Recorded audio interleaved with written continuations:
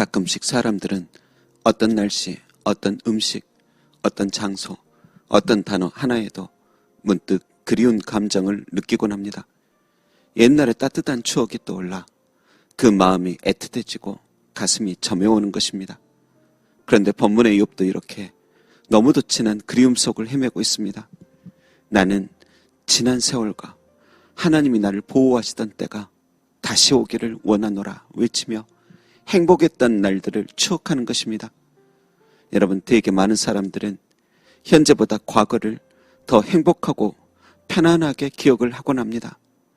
옛날 그 당시에도 나름대로 힘들고 괴로운 일들이 분명 많았을 텐데 흘러가는 세월 속에서 힘들었던 감정들은 함께 흘려보내고 언제 끄집어내도 행복하고 편안한 그런 것만을 마음 깊이 저장시키고 다시 출현해나 봅니다. 그렇듯 욥도 지난 세월 고생하던 것들은 잊어버리고 행복했던 날들만 기억합니다. 그도 그럴 것이 욥의 현재의 상황은 고독과 병마와 사람들의 멸시뿐이기 때문입니다. 그러다 보니 자연스레 옛날이 너무 그리워 지난 세월들이 다시 되돌아왔으면 하는 것입니다. 하지만 욥은 잘 알고 있습니다. 이 처절한 갈망의 응답은 오지 않는다는 것을요. 그래도 화산처럼 터져나오는 주체할 수 없는 옛날의 그리움을 막을 수도 없습니다.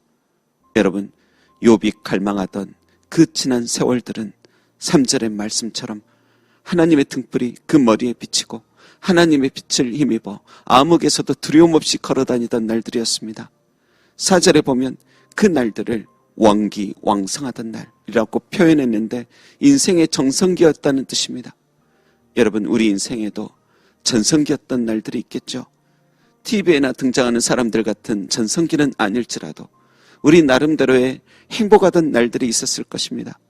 여러분, 그런데 그런 행복했던 지난 세월들을 욥처럼 하나님의 등불이 함께 하시던 날, 하나님의 손길이 함께 하셨던 날들로 우리도 그렇게 고백할 수 있기를 원합니다. 나의 전성기 뒤돌아보니 내가 잘나서가 아닌 알고 보니 그것도 하나님의 은혜였구나, 선물이었구나, 감사해야 하길 원합니다. 그리고 화산처럼 자연스레 터져나오는 강렬한 그리움이야 어쩔 수는 없지만 매일을, 매 순간을 계속해서 그리워만 하며 살아가서는 안 될 것입니다. 우리는 옛날만 추억하며 사는 존재가 아니요, 황금 같은 현재를 살아야 하고 아름다운 미래를 그리며 살아야 하는 존재이기 때문입니다. 그리고 무엇보다 우리의 전성기는 옛날에만 있는 것이 아닙니다. 욥의 말년에 최고의 전성기가 다시 찾아온 것처럼 우리 남은 인생에도 얼마든지 최고의 전성기는 다시 올 수 있습니다. 또한 오늘 하루, 바로 지금 이 시간도 몇 년이 지나면 너무도 이 날을 그리워할 꿈같은 날들, 하나님의 등불이 머리 위에 비추던 날들이라고 말할 수도 있으니 부디 오늘을 포기하지 말아야 합니다. 어디에 있든 무엇을 하든 간에 잘 먹고 잘 자고 잘 웃고 잘 신앙하기만 해도 그 날 또한 우리의 전성기였음을 확신하며 우리의 전성기를 갈수록 넓혀가야 할 것입니다. 여러분, 옛날만 추억하며 세월을 보내면 하나님의 등불은 더욱더 꺼져갑니다. 그러니 다시 하나님의 등불 환히 켜달라고 기도하며 이 어두운 세상 헤쳐나가며 전진하는 진정 왕기왕성한 하나님의 사람들 다 되시길 주님의 이름으로 축원합니다. 기도하겠습니다. 황금 같은 오늘을 허비하지 않게 하소서.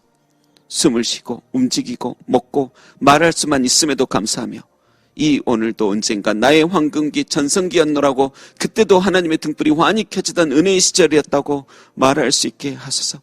감사드리며 설령 우리가 옛날만 그리워할 정도로 지금 슬픈 시절 살아도 여전히 우리와 함께하고 계신 예수님의 이름으로 기도합니다. 아멘.